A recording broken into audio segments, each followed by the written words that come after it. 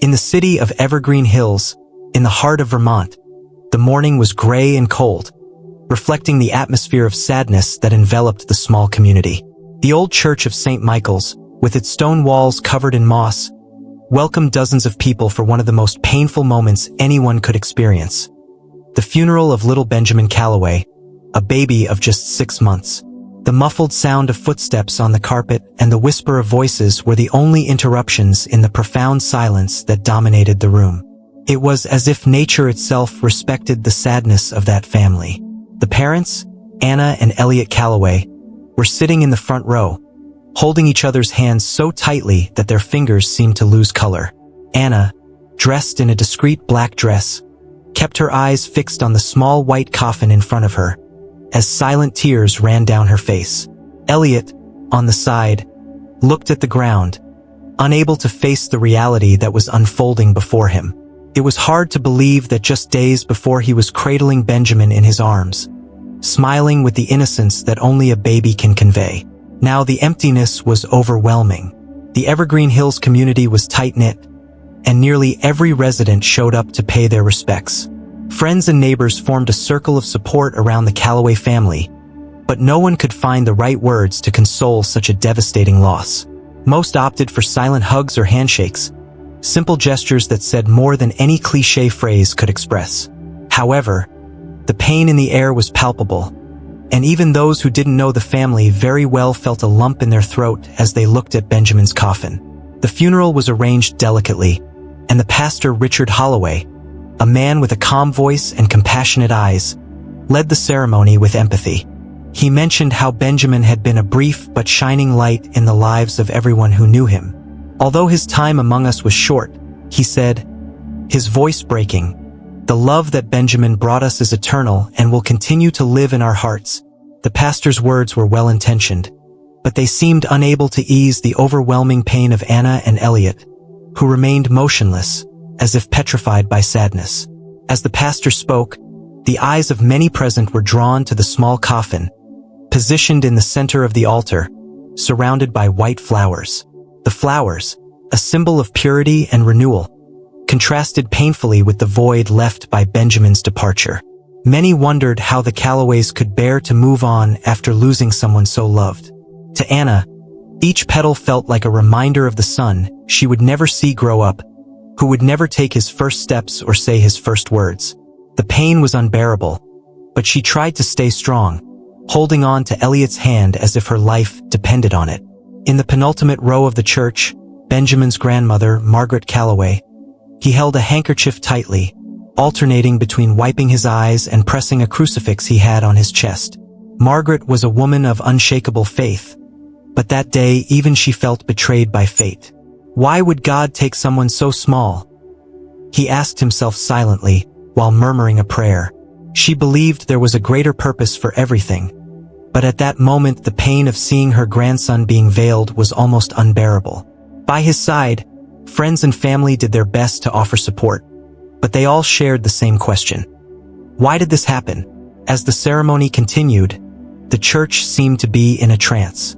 The wooden benches creaked slightly when someone moved, but other than that, the silence was absolute. Even the children, who were usually restless, were quiet, as if they understood the seriousness of the occasion. The light that entered through the colored stained glass windows created a melancholic spectacle, projecting shades of blue and red onto the altar. Many present watched the reflection on Benjamin's coffin, as if hoping for a sign of comfort or something that could ease the weight of pain. At the end of the ceremony, Pastor Holloway asked those present to stand for a moment of prayer.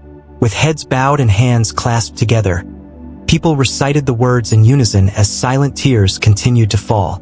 Anna and Elliot, standing before the altar, looked in a daze, as if everything was a dream from which they expected to wake up at any moment. However, before the prayer ended, something unusual happened. An almost imperceptible sound echoed through the hall, something no one expected to hear at that moment. A slight noise coming from the coffin. At first, many thought the sound was just a cracking sound in the wood of the coffin, caused by the weight of the flowers or the movement around them. However, Benjamin's parents, who were closer, noticed something different. Anna jumped a little, her heart racing in her chest. She squeezed Elliot's arm so tightly that he immediately looked up, confused. "Did you hear that?" she whispered, her voice shaking. Elliot hesitated before answering, frowning as he looked at the coffin. "What? It can't be," he said. But before he could finish the sentence, the sound was repeated. This time there was no doubt. A faint groan, followed by a noise of movement, caused everyone around to instantly stop. The people in the church, who moments before had been immersed in prayers and tears, stood completely still. Pastor Holloway, who was in the middle of a sentence, stopped and looked at the coffin, his expression reflecting a mixture of disbelief and fear. "This can't be," he muttered, as he took a hesitant step towards the altar. The church was so silent that the sound of creaking wood was heard by everyone present. Anna, unable to contain her impulse, took a step forward, approaching the coffin. Elliot tried to hold her, but she pushed him away, determined to understand what was happening. His heart was beating so hard it felt like it would explode in his chest. "Benjamin," she whispered, barely speaking, as she leaned over the coffin. When he placed his hand on the lid, he felt a slight movement coming from inside. A cry of surprise escaped her lips, and she instinctively backed away, almost losing her balance. Elliot held her, but now he was shaking too. Something inside the coffin was moving. Margaret, in the background, stood up suddenly, gripping the crucifix so tightly that her hands turned red. "It's impossible, but I know what I heard," she murmured, her words getting lost in the growing murmur of others present. Some people began to retreat, while others slowly advanced, as if wanting to confirm what was happening. The air in the church felt charged, as if something bigger was about to happen. All eyes were fixed on the small white coffin, which was now the center of a mystery that was impossible to ignore. Pastor Holloway, sensing the growing tension, raised his hands in a gesture of calm. "Please remain calm," he said, although his own voice betrayed the fear and doubt he felt. He approached the altar with cautious steps, while Anna and Elliot watched, holding on to each other. The pastor hesitated for a moment before placing his hands on the coffin lid. He took a deep breath, muttered a quick prayer, and then, with a purposeful movement, lifted the lid. What he saw caused the air to leave his lungs in an audible gasp. Inside the coffin, Benjamin was lying, but something had changed. Its small arms moved slowly, as if it was waking up from a deep sleep. His eyes blinked, adjusting to the light, and his breathing was faint but unmistakably present. For a moment that seemed like an eternity, no one moved. The silence was broken only by the sound of Benjamin's breathing, which echoed through the hall like a divine sound. Anna fell to her knees, tears flowing profusely. "My baby? He's alive!" she cried, her voice filled with relief and disbelief. Chaos took over the church. Some people fell to their knees, praying and crying, while others ran outside, unable to process what they had just witnessed. Margaret began reciting prayers aloud, her words trembling with emotion. Elliot, still in shock, approached Benjamin, touching his little hand carefully, as if afraid he might disappear again. "He's hot," Elliot murmured, looking at Anna with teary eyes. "He is here." The church, once a place of mourning, had now transformed into a scene of pure commotion and mystery. The pastor, with tears streaming down his face, fell to his knees beside the altar, murmuring words of thanks. He looked at Benjamin's parents and said, his voice breaking, "You just witnessed a miracle." His words echoed throughout the church, and everyone present felt a chill run down their spines. The question now was not just what had happened, but why, and, most importantly, what it would mean for everyone involved. News of what had happened at St. Michael's spread throughout Evergreen Hills with lightning speed. Within hours, the whole city was talking about Benjamin's miracle. People who were not present began to question the details of the event, while those who witnessed it could not find the words to describe what they had seen. Some called it a divine miracle, others of an inexplicable event, but they all agreed on one thing: nothing in their lives had ever prepared them for this. The church, once silent and contemplative, was now the scene of murmurs, questions, and a constant flow of curious people. Meanwhile, Anna and Elliot were at the local hospital, where Benjamin was taken immediately after the incident. The clinic's doctors Evergreen General, they received the child with expressions of astonishment and disbelief, while they carried out a battery of tests to determine how he, declared dead days before, could be alive and, surprisingly, healthy. Anna never let go of her son, holding him in her arms while doctors and nurses checked vital signs, performed ultrasounds, and analyzed his medical history. Elliot, although calm on the outside, was a storm inside. How could this have happened? Is it possible that it was a medical error? He asked Dr. Paul Henderson, the doctor responsible for the case. Dr. Henderson, an experienced practitioner with over 30 years of practice, slowly shook his head as he read the preliminary reports. None of this makes sense, he admitted, looking directly at Elliot. Preliminary autopsies confirmed that Benjamin had no vital signs. There was no error in the diagnosis. What happened here is something that goes beyond what science can explain. Those words, coming from someone so respected, sent a chill down Elliot's spine. He looked at Anna, who was gently rocking Benjamin, and saw in her eyes something he hadn't seen in days: hope. But along with hope came an avalanche of questions. While the doctors tried to understand the case, outside the situation was different. A crowd began to form at the hospital entrance, made up of residents, onlookers, and, to everyone's surprise, reporters. The news had already gone beyond the boundaries of Evergreen Hills, reaching nearby cities and, eventually, being shared on national networks.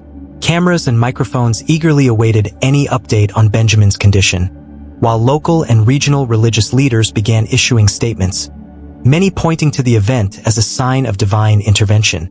The small town, accustomed to tranquility, became the center of a media frenzy. Inside the hospital, Anna and Elliot did their best to protect Benjamin from this chaos. They had asked Dr. Henderson to limit access to him, allowing only contact with essential medical staff. However, it was impossible to ignore the growing pressure from the outside world. Margaret, who remained at the family's side, helped to reassure Anna, but even she was shaken by what had happened. "I've always believed that God works in mysterious ways," said Margaret, holding Anna's hand, "but I never imagined this could happen in our family." Anna, not knowing how to respond, just nodded, still absorbing the reality that her son was there, in her arms, alive. Meanwhile, at church, Pastor Holloway faced his own doubts. He had spent the entire night in prayer, trying to find words to explain what he had witnessed. To him, it was clear that something extraordinary had happened. But what did it mean? Was it really a miracle, a divine sign, or something beyond your understanding?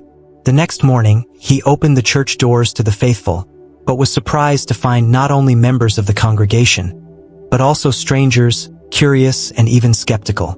Everyone wanted answers, and he, as a spiritual leader, felt the weight of that responsibility more than ever. The constant flow of people turned the church into a place of pilgrimage. Candles and flowers began to accumulate in front of the altar where Benjamin had awakened, and many knelt, praying or giving thanks for their own lives. Some said they felt a different energy in the place, something inexplicable that left them emotional. The pastor, observing everything, realized that, regardless of the explanations, the event was already changing the lives of many people. Even if we don't have all the answers, the impact of this is real, he thought, as he spoke to a young man who had traveled from another city just to see the scene. In the days that followed, the divisions between scientific and spiritual explanations became more evident. As doctors and experts analyzed Benjamin's test results, religious leaders and community members saw the event as a call to faith. Some began organizing vigils and spiritual gatherings at the church, believing that the place was now sacred. Anna and Elliot, however, were more concerned about Benjamin's well-being than the debates around him. "He's just a baby," Anna said in a brief interview, "and all we want is for him to be happy and healthy." Benjamin's case quickly became a divider of opinions, sparking heated debates in various spheres of society. Television programs, podcasts, and online forums dedicated hours to the subject, analyzing every detail of what happened. On one side, There were those who saw the event as a divine miracle, a clear sign that higher forces had intervened in the baby's life. On the other, scientists and skeptics argued that there must be a logical explanation, even if it has not yet been discovered. On both sides, the consensus was the same. The case was unique and incomprehensible, something that defied everything previously known. Among the defenders of the scientific vision was Dr. Matthew Carter, a renowned medical anomaly researcher at the University of Chicago. He offered to analyze the case and conduct more advanced tests on Benjamin, believing the answer might lie in an extremely rare diagnosis. There are documented cases of people presumed dead who, for unusual reasons, recovered vital signs, he said in an interview. While this is rare, we cannot ignore the possibility that something similar occurred here. He avoided using the term miracle, arguing that such an explanation distracted from science. On the other hand, local religious leaders, such as Pastor Holloway, firmly believed that the event was not the result of chance or medical error. He organized a meeting at the church, where he shared his experience and his vision of what happened. Miracles are not meant to be understood by human reason, he told an emotional audience. They are a reminder that there are forces greater than us, operating on a plane we do not understand. Many believers left the meeting with tears in their eyes, feeling renewed in their faith. In the midst of all the furor, Anna and Elliot tried to stay out of the spotlight. They declined invitations for interviews on major television networks, fearing that the exposure would harm Benjamin. However, that didn't stop the media from continuing to speculate about his story. Photos of the family began circulating online, often accompanied by conspiracy theories. Some people claimed it was all a carefully crafted hoax, while others believed the family was being guided by supernatural forces. The constant pressure was challenging for the couple, but they remained focused on protecting their son. At the hospital, the doctors finally completed the tests, and the results did not provide any concrete explanation. Benjamin is completely healthy, Dr. Henderson declared at a press conference. There are no signs of neurological, lung, or other system damage. It is as if he had never suffered from the disease that led to his clinical death. The doctor's words only added to the mystery, leading many to believe even more in the idea of a miracle. Meanwhile, the Calloways were released and returned home, trying to rebuild their lives amid the chaos. Margaret, always devout, became an active voice in defense of the miraculous nature of what happened. She began leading prayer groups at church, giving thanks for Benjamin's second chance. For her, there was no doubt that God had intervened directly, and she saw this as proof of her faith. God has shown us that He is here, she told the faithful who filled the meetings. For Anna, however, the main focus remained Benjamin and his emotional recovery. She avoided events organized by Margaret, fearing that excessive attention could impact her son's future. Internationally, the case gained even more attention.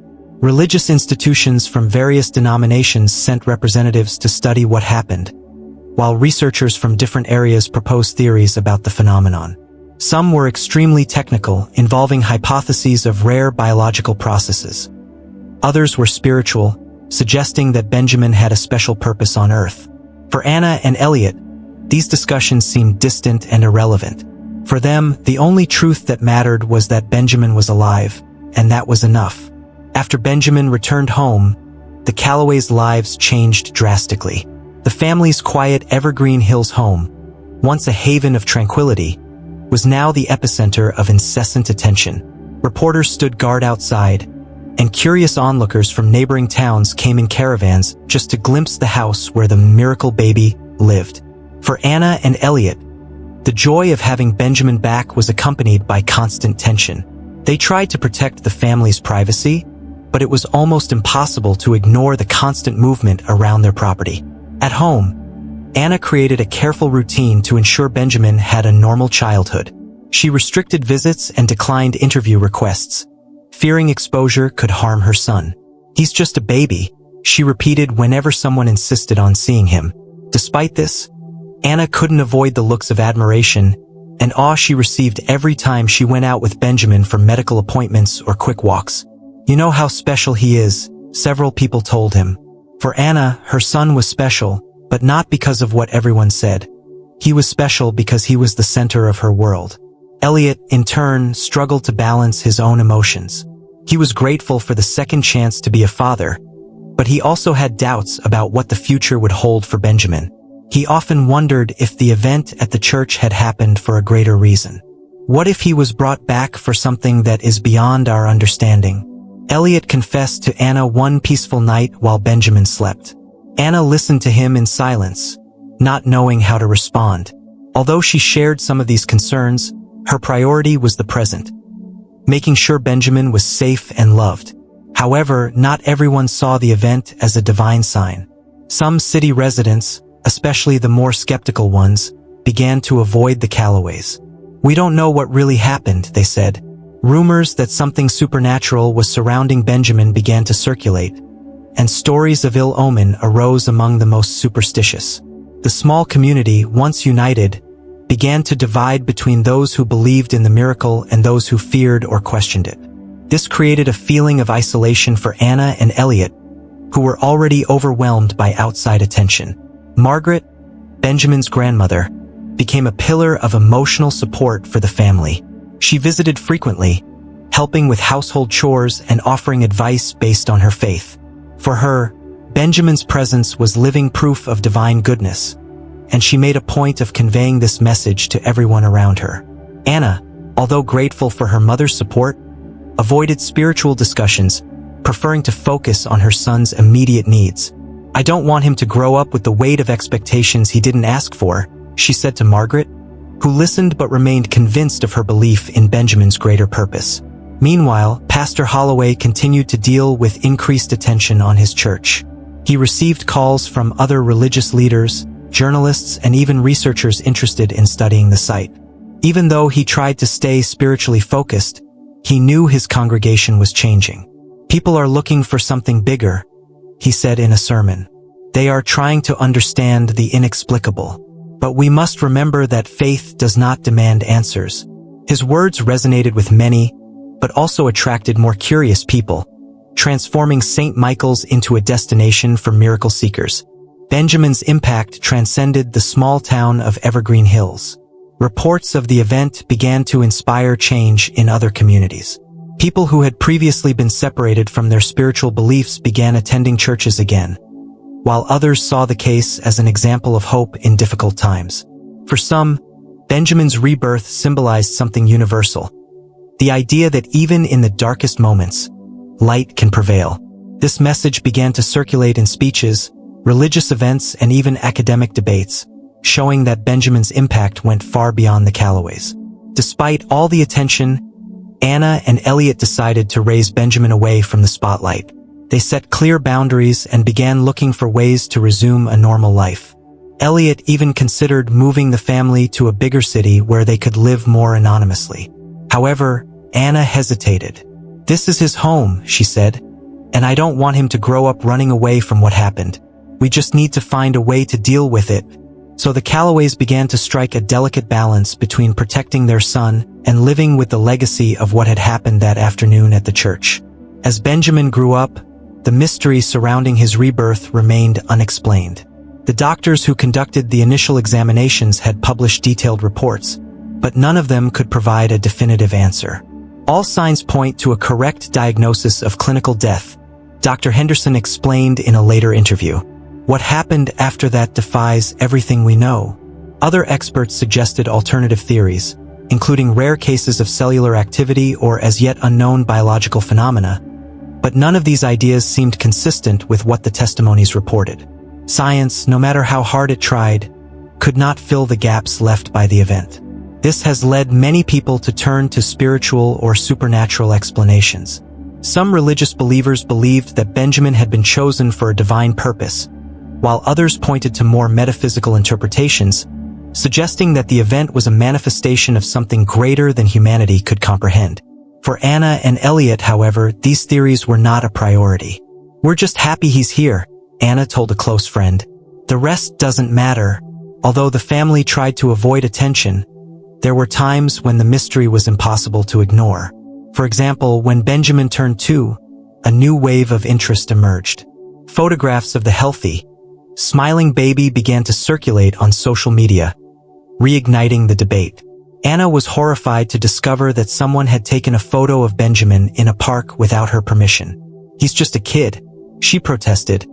But the image had already gained traction. Accompanied by texts extolling the miracle baby, this constant exposure forced the family to reinforce privacy measures. Meanwhile, Pastor Holloway continued to reflect on the impact of the event. He felt his congregation was transforming, with more people seeking answers and miracles than genuine spiritual connection. This worried him, as he believed the purpose of the church was to strengthen faith, not to fuel sensationalism. In a remarkable sermon, he said, "We should not look for miracles to confirm our faith. We must have faith to recognize the miracles around us." His words had an impact, but they also generated debates among the faithful, some of whom expected more signs and demonstrations. At the same time, the Calloway household began receiving letters and messages from people who felt inspired by Benjamin's story. Some shared their own experiences of loss and how the event had renewed their hope. Anna read the messages carefully, feeling emotional about some, but fearing that the weight of what had happened could eventually fall on Benjamin. "He didn't ask to be a symbol," she told Elliot. "All I want is for him to be happy, without carrying the burden of other people's expectations." Elliot, on the other hand, began to delve deeper into the philosophical and spiritual questions raised by the case. He read books about miracles, science, and faith, trying to find a balance between his belief in the inexplicable and his analytical nature. Although he kept his conclusions to himself, he believed that the event had happened for a reason, even if it was not yet clear. He shared his thoughts only with Anna, fearing that expressing them publicly would attract even more attention to the family. Over time, Benjamin's story began to lose space in the headlines, but it was never completely forgotten. In Evergreen Hills, he was seen as a normal child with an extraordinary past. For Anna and Elliot, that was enough. They knew the mystery would never be fully solved, but they also understood that not everything needed an explanation. The most important thing was the present. Benjamin was alive, healthy, and surrounded by love. That was the only truth that mattered. By the time Benjamin turned 5, he had already overcome the initial turmoil of his miraculous story. For him, life seemed like that of any other child. Anna and Elliot had done their best to create an environment of normality, protecting him from the weight that media attention and expectations placed on his existence. However, despite all his efforts, Benjamin began to realize that there was something different in his life. "Why do people always look at me so much?" he asked Anna one day while they were at the local grocery store. Anna smiled, trying to contain her emotion. "Because you are special to them, my love. But to me, you're just my Benjamin." The first years of school brought new challenges. Benjamin was a curious and sociable boy, but his classmates often looked at him with a mixture of admiration and doubt. Some parents had told their children about Benjamin's miracle, and what was supposed to be just an inspiring story ended up making him the target of constant questions. "Can you do magic?" asked a girl once. "How did you wake up at your own funeral?" questioned another boy. Benjamin didn't know how to respond. He had no memory of what happened, and for him, these questions were confusing and uncomfortable. Anna and Elliot decided to talk to the school, asking that Benjamin's past not be explored in conversations between teachers and students. Despite this, Benjamin demonstrated unusual maturity for his age. He seemed to understand that somehow his life had a special meaning, even if he couldn't put it into words. During art classes, he often drew scenes that surprised his teachers. Images of lights, hands holding hands, and a sense of harmony that seemed to transcend his childhood understanding. "He has a unique sensitivity," commented his teacher, S.R.A. Langston, in a meeting with Anna. "Benjamin sees the world in a different way. It's as if he's in touch with something beyond what we see." Elliot, who had spent years trying to reconcile his logical mind with what had happened, began to see these traits in Benjamin as evidence that the boy carried a greater purpose. He noticed how compassionate his son was, often reaching out to classmates who were sad or facing difficulties. "It seems like he feels people's pain," Elliot said to Anna one night, "and he tries to alleviate that without even realizing it." Anna, on the other hand, focused on making sure Benjamin had a happy, pressure-free childhood. "He has his whole life to find out who he is." "Now, he just needs to be a child," she replied, firm in her belief. Margaret, Benjamin's grandmother, continued to be a constant presence in the family's life. She loved telling stories to her grandson, often mixing legends and religious teachings. Benjamin loved hearing about miracles and moments of faith, although he did not yet fully understand that he himself was considered one. "You are like a light that God placed in the world, Benjamin," said Margaret, stroking his hair. Despite her tenderness, Anna asked her mother not to place expectations on her grandson. "Let him find his own way, Mom," she said. Margaret nodded, but deep down she believed that Benjamin's destiny had been sealed since that day in the church. Benjamin's relationship with the church was also a delicate issue. Pastor Holloway had always shown affection and respect for the family, but Anna and Elliot avoided taking Benjamin to church regularly to protect him from the attention. However, on special occasions such as Christmas and Easter, the family would attend, and Benjamin felt a unique connection to the place. On one of these visits, while walking down the church aisle, he stopped before the altar where his rebirth had taken place. "I feel at home here," he said, surprising Anna. Although she knew the church was important to Benjamin's story, she didn't expect him to express such feelings at such a young age. In quiet moments, Benjamin often asked questions that challenged the adults around him. "Why am I here?" Or "What should I do to help people?"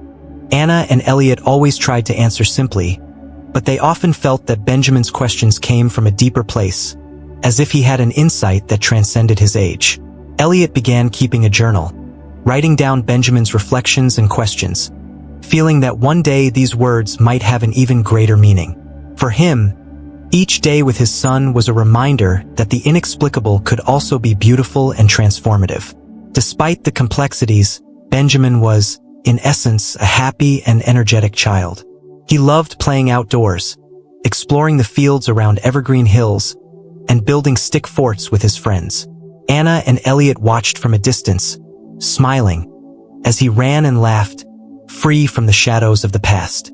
For them, these simple moments were the greatest proof that Benjamin's miracle was not just in his resurrection, but in the way he illuminated their lives and those of everyone around him. Although the world still had many questions, the Calloways were focused on enjoying every moment with Benjamin, grateful for the second chance they were given. When Benjamin turned 8, he began to express a greater desire to understand what had happened in his childhood.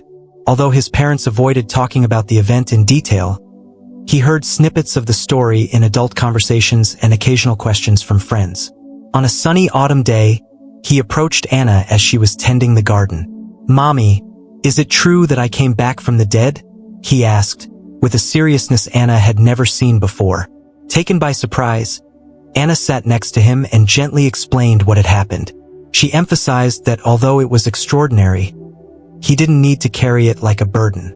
The conversation marked a turning point for Benjamin. He began to show a growing interest in spiritual and philosophical questions, often asking about God, life, and people's purpose in the world. Elliot, noticing his son's curiosity, suggested that they visit Pastor Holloway for a talk. Although Anna was reluctant, fearing it might expose Benjamin to more attention, she agreed as long as it was a private meeting. The pastor, seeing Benjamin after so long, was moved. "He is a living reminder that there are things in this world we cannot understand," Holloway said, watching the boy in awe. During the conversation, Benjamin asked the pastor direct questions. "Why did God bring me back?" he asked, his voice calm but full of curiosity. The pastor, surprised by the depth of the question, answered sincerely, "Sometimes God gives us a second chance to be a beacon for others. But what you do with this chance is something only you can decide." The words resonated with Benjamin, who spent the next few days reflecting on what he had heard. He began writing in a small notebook, recording his thoughts and feelings, something that would become a constant practice in his life. From that moment on, Benjamin began to attend church more regularly, not out of obligation, but out of his own free will. He enjoyed listening to the pastor's stories and talking to members of the congregation. Despite his age, Benjamin demonstrated a surprising understanding of the topics discussed. He would often offer comments or ask questions that surprised the adults around him. Margaret, who accompanied her grandson on many of these visits, felt proud and moved. "He has a wisdom that goes beyond his years," she said to Anna, who was still cautious about Benjamin's involvement with the church. Over time, Benjamin began to develop a special connection with other children in the community. He became a beloved figure among his colleagues, always willing to help and listen. During a school project about acts of kindness, he organized a campaign to collect food for needy families, inspiring everyone around him. "It's what my heart told me to do," he explained to Elliot, who felt a lump in his throat at the simplicity and purity of his son's words. For the Callaways, it was clear that Benjamin had a unique impact on those around him. Benjamin's curiosity led him to explore not only religious but also scientific questions. He began reading books about the human body, trying to understand what had happened to him from a physical point of view. Elliot, seeing his son's interest, started to help him research. Together, they explored medical theories and stories of other unlikely resurrection cases. Although no definitive answer was found, Benjamin did not seem frustrated. "We may never know," he told Elliot, "but that doesn't mean we can't learn something from it." Meanwhile, the Evergreen Hills community continued to view Benjamin as a special figure, although the initial fervor around him had waned. For Anna and Elliot, this was a relief. They wanted Benjamin to be seen as an ordinary boy, even though they knew he was anything but ordinary. Despite the doubts and questions that still lingered, they were grateful to see Benjamin grow up in an environment that balanced normality with the extraordinary. "He will find his way," Anna told Elliot. "And when that happens, we will be there for him." As Benjamin continued his journey of self-discovery, St. Michael's Church became a place of reflection for him. He would often go to the altar where it all began, sit in silence and watch the flickering candles. For him, that place was more than a church. It was a starting point, a reminder that his life was a gift. Although he was still young, Benjamin began to understand that what happened to him was not just a mystery, but an opportunity to live a life full of meaning and purpose. By the time Benjamin turned 13, his presence in the Evergreen Hills community was already viewed with a mixture of admiration and curiosity. He wasn't just a miracle boy. He was someone who seemed to carry a special light, a presence that transformed the people around him. Despite his young age, Benjamin demonstrated a wisdom that often left adults disconcerted. He didn't seek to be the center of attention, but his compassion and his way of listening to people sincerely meant that many sought him out for advice or simply to vent. This natural ability to create connections began to shape a purpose in his life. One day, while helping his grandmother Margaret organize a community event at church, Benjamin had a conversation that would mark the beginning of his most meaningful journey. A woman called Claire, who had lost his job and was facing difficulties in supporting his 2 children, approached him. Claire didn't know why she felt the need to share her story with Benjamin, but as she spoke, she felt understood like never before. "I don't know what to do," she said, with tears in her eyes. Benjamin held her hand and said something simple but powerful. "You will find a way, and I want to help." The boy's promise was a turning point for Claire. After that conversation, Benjamin asked his parents for permission to start a small fundraising project for Claire and other families in similar situations.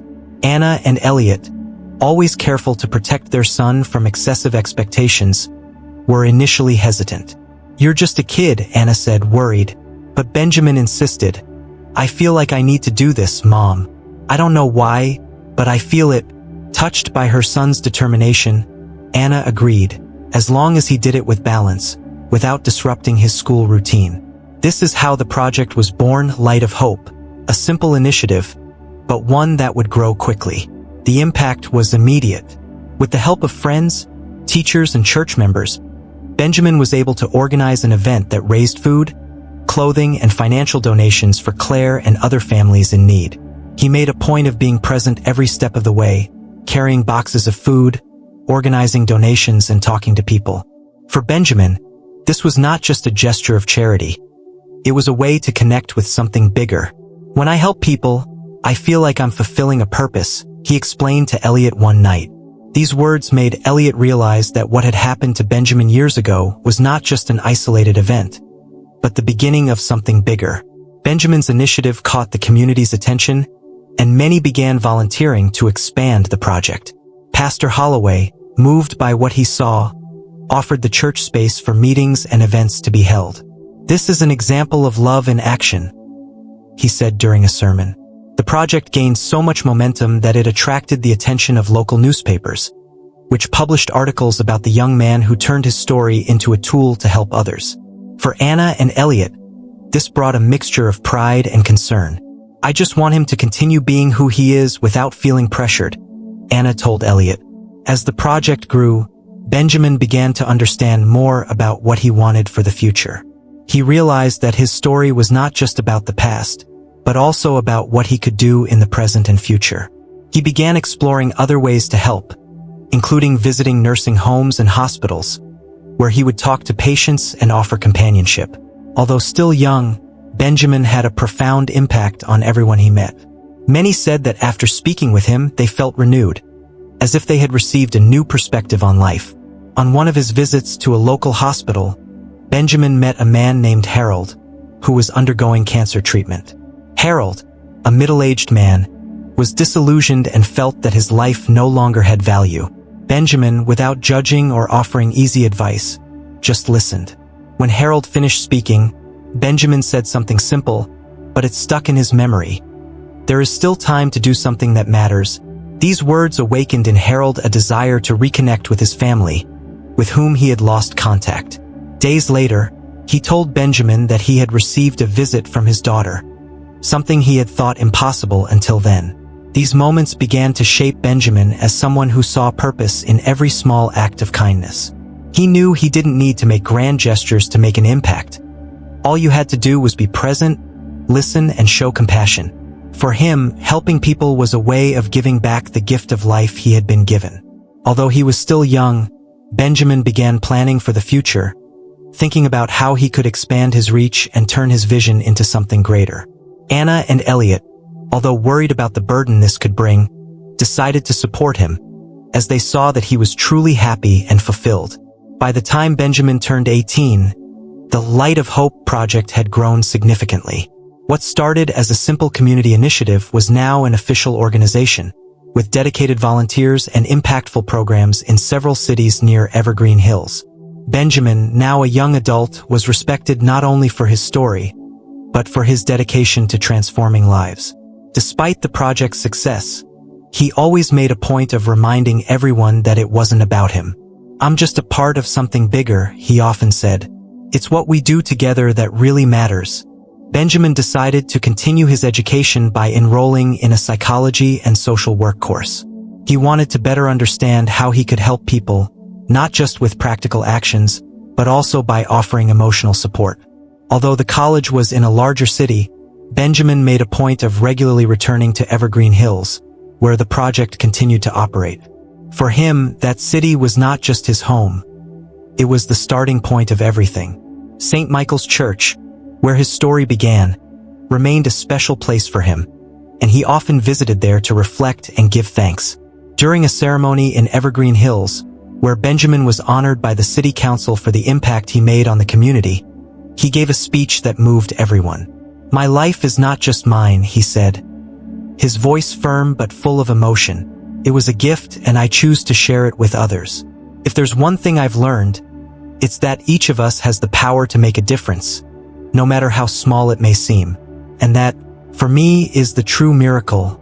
Benjamin's words were met with applause and tears, as everyone knew he wasn't just talking. He lived that. Anna and Elliot watched everything with a mix of pride and nostalgia. To them, it seemed like only yesterday that they held Benjamin in their arms for the first time, fearing that they would lose him. Now they saw a confident, purposeful young man who turned an inexplicable event into a positive force. "He found his way," Anna said, holding Elliot's hand. "And we were lucky enough to walk alongside him." Elliot agreed, feeling that although many questions remained unanswered, the most important thing was that Benjamin was living a full life. Over the years, Benjamin continued to expand his initiatives. He developed programs aimed at young people in vulnerable situations, offering education, mentoring, and emotional support. He was also invited to speak at conferences on resilience and overcoming, where he shared his story and the lessons he had learned. For Benjamin, these opportunities were not about fame or recognition. They were a way to inspire others to see the value of life, even in the face of difficulties. In a moment of reflection, Benjamin wrote in his diary, something that had become a habit since childhood. "I still don't know why I came back that day, but I may never know. What matters is what I do with it now. If my story can bring hope, then it was worth it." These cherished words reflected the essence of who he was. Someone who found strength in mystery and used it to light the path of others. When Benjamin finally returned to the church for a community celebration event, he looked at the altar where it all began and felt a wave of peace. He no longer needed answers. What happened to him was no longer a burden or a distressing mystery. Now, it was an inspiration he carried with gratitude. "I am grateful for every person who has crossed my path," he told Pastor Holloway, who still led services at St. Michael's. "And I hope to continue crossing paths with others so we can help each other." Benjamin's story has become an enduring example of how inexplicable events can be transformed into purpose. He grew into a figure of light, not because of what happened in the past, but because of what he chose to do with it. In Evergreen Hills and beyond, Benjamin Calloway's name would always be associated with hope, compassion, and proof that even unanswered questions can lead to lives full of meaning.